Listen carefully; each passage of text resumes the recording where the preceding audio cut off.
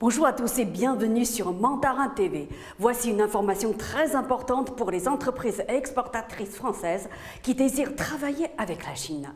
En partenariat avec le comité d'échange franco-chinois de la CCI Paris-Île-de-France et avec le soutien du service commercial de l'ambassade de Chine en France, ICBC, la plus grande banque commerciale mondiale, a organisé le lundi 20 juillet 2020 une conférence via webinaire sur le thème « L'exposition internationale d'importation de la Chine et les services d'accompagnement par ICBC ».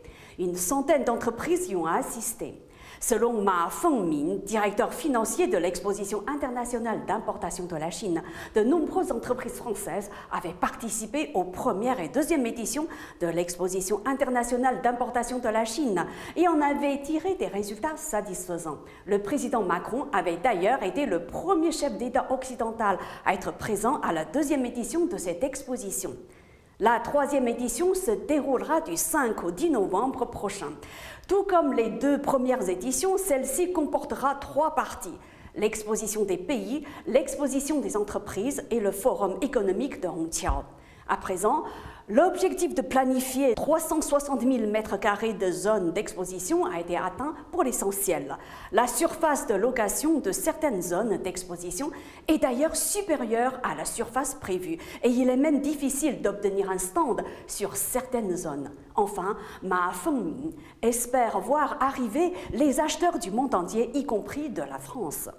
Pour sa part, Gao Yuanyuan, ministre conseiller économique de l'ambassade de Chine en France, a déclaré qu'en tant que première exposition d'importation mondiale de niveau étatique, l'exposition internationale d'importation de la Chine ouvre aux pays du monde entier la porte des opportunités.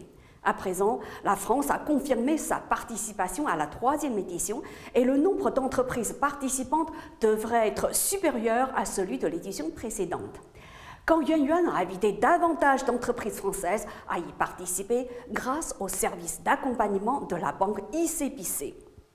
Wang Shun, directrice adjointe du département international d'ICBC, a quant à elle déclaré qu'en tant que partenaire de l'exposition internationale d'importation de la Chine pour attirer les exposants étrangers, ICBC met tout en œuvre pour permettre aux entreprises françaises de tirer profit de la troisième édition. Elle leur proposera une série d'activités d'accompagnement, telles que le Forum sino-européen des entreprises, le Forum de coopération financière et les rencontres commerciales avec les pays situés le long des nouvelles routes de la soie. L'objectif est de leur apporter des services plus spécialisés, plus qualitatifs et mieux adaptés. Enfin, Xiaoqing Su Belmel, secrétaire générale du comité France-Chine de la CCI Paris-Île-de-France, s'est dite très fière d'être partenaire d'ICBC pour promouvoir la troisième édition de l'exposition internationale d'importation de la Chine.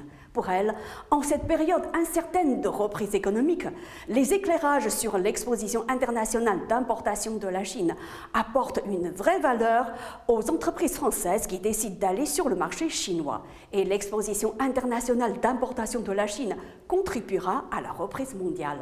Elle a révélé que la région Île-de-France est la plus importante d'Europe et précisé que la CCI Paris-Île-de-France est au service de 800 000 entreprises représentant plus d'un quart du PIB français. Surtout, la CCI Paris-Île-de-France travaillera en étroite collaboration avec ICBC pour gérer avec succès les actions qui suivront cette conférence de promotion virtuelle.